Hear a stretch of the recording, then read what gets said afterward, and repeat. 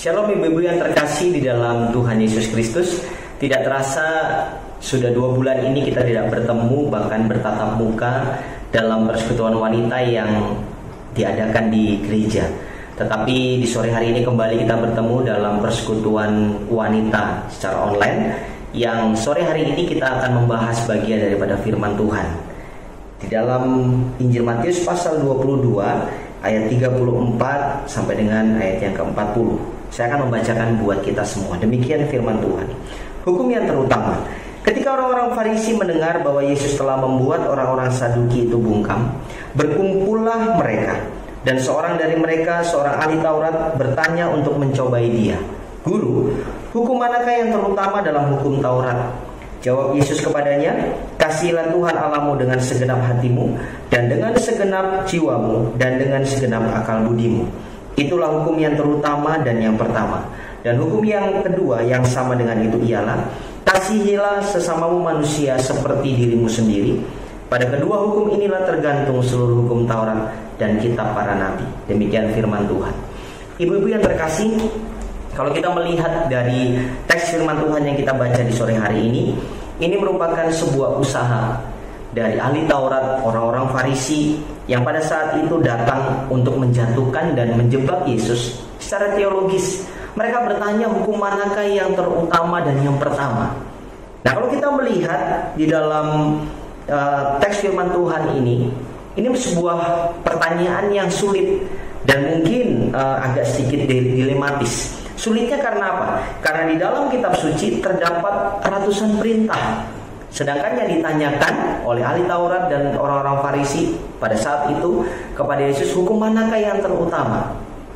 Tetapi hal yang luar biasa, Yesus selalu memiliki jawaban yang tidak terduga menurut saya. Dia tidak mau masuk ke dalam sebuah jebakan itu. Dia tidak mau mengikuti keinginan ahli Taurat tersebut.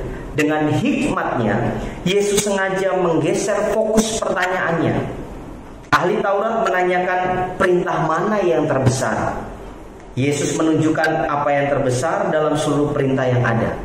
Ahli Taurat berfokus pada apa yang terbesar, tetapi Yesus berfokus apa yang terpenting.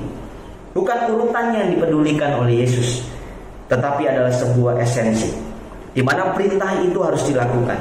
Ibu-ibu yang terkasih, poin inilah yang membuat jawaban Yesus terdengar begitu bijaksana.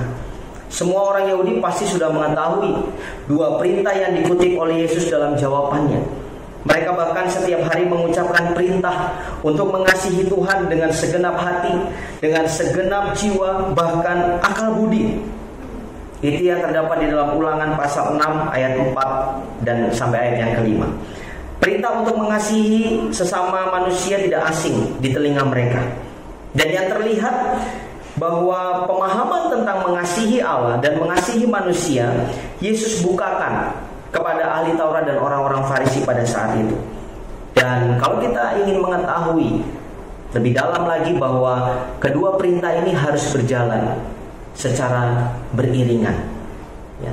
Karena firman Tuhan di dalam 1 Yohanes pasal 4 ayat 10 sampai dengan ayat yang ke-11 berkata, inilah kasih itu, bukan kita yang telah mengasihi Allah, tetapi Allah yang telah mengasihi kita dan yang telah mengutus anaknya sebagai pendamaian bagi dosa-dosa kita. Saudara-saudaraku yang kekasih, jikalau Allah demikian mengasihi kita, maka haruslah kita juga saling mengasihi. Tuhan Yesus memberikan sebuah perintah baru yang sangat indah dan bersumber dari pengalaman kita terhadap kasih-Nya. Sama seperti aku telah mengasihi kamu, demikian pula kamu harus saling mengasihi.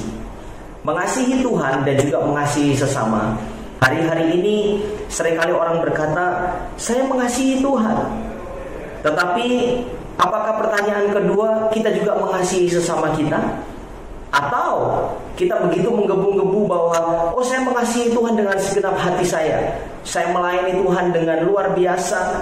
Tetapi bagaimana hubungan kita dengan sesama kita?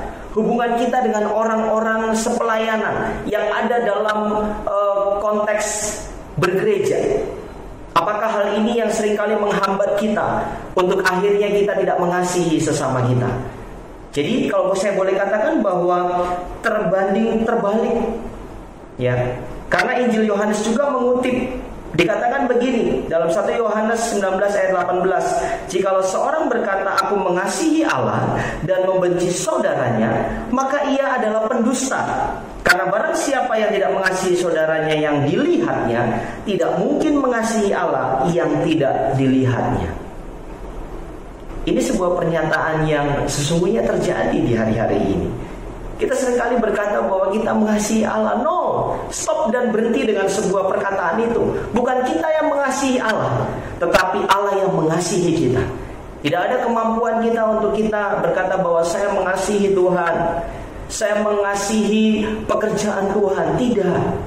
Ibu-ibu harus melihat bahwa pada saat kita berjalan di dalam kebenaran, ya, paradigma kita, mindset kita harus berubah. Bukan kita yang mengasihi Allah, tetapi Allah yang mengasihi kita.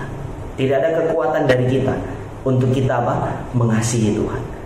Ya. Begitu Allah mengasihi kehidupan kita, artinya Dia memampukan diri kita juga untuk kita mengasihi sesama. Jadi kasih yang kita berikan kepada sesama itu datangnya sesungguhnya bukan dari kita, tetapi dari kasih Allah yang turun kepada kita, sehingga kita membagikan kasih itu buat orang lain.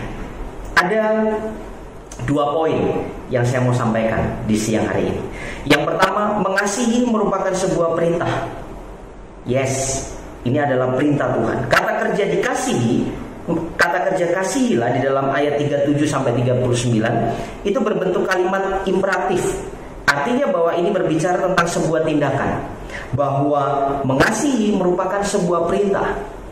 Mengasihi manusia atau sesama kita, itu adalah perintah Allah.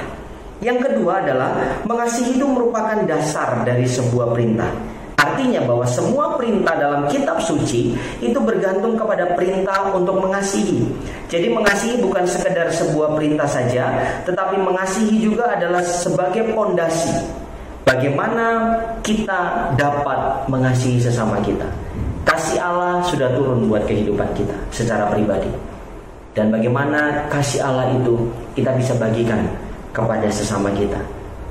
Sehingga kalau kita boleh melihat melalui firman Tuhan di sore hari ini, kita tahu bahwa bukan kemampuan kita untuk kita mengasihi Allah, tetapi begitu Allah mengasihi kita, otomatis kita juga akan mengasihi sesama kita. Biarlah dalam situasi ini kita terus boleh saling mendoakan satu dengan yang lainnya, saling mendukung, mensupport, ya, untuk kita boleh bersama-sama datang di hadapan Tuhan, merendahkan hati kita. Dan saya kena percaya begitu kita tahu bahwa Allah mengasihi kehidupan kita, kita pun akan memperlakukan hal yang sama buat saudara kita, buat orang-orang yang ada di sekitar kita. Kiranya Tuhan Yesus memberkati setiap kehidupan kita. Mari kita berdoa. Allah Bapa yang bertata dalam kerajaan surga, di sore hari ini kami sungguh bersyukur kami boleh diajarkan bagaimana kami memiliki kasih yang boleh kami nyatakan, wujud nyatakan kepada saudara-saudara kami. Kami tahu bukan karena kami yang mengasihi Allah, tetapi Allah yang mengasihi kami, sehingga pada saat kasih itu tercurah atas kehidupan kami, kami boleh juga mengasihi orang-orang yang ada di sekitar kami. Mampukan kami, dan terus Tuhan pakai kehidupan kami untuk boleh menjadi saksi bagi banyak orang. Terima kasih Bapa di sorga. Hamba berdoa buat ibu-ibu yang ada di rumah, Tuhan memberkati kehidupan mereka, bahkan sebagai seorang istri, sebagai seorang ibu, bahkan penolong bagi suami. Kiranya Tuhan terus memberikan hikmat, roh kebijaksanaan untuk ibu-ibu terus boleh melangkah, berjalan bersama-sama dengan Tuhan. Berikan kekuatan, kesehatan, bahkan apapun yang hari-hari ini sedang ada dalam pergumulan. Hamba berdoa, biarlah kuasa Tuhan terus boleh mengalir atas kehidupan mereka. Kami bersyukur untuk kesempatan sore hari ini. Demi Kristus Yesus kami berdoa. Amin. Tuhan Yesus memberkati.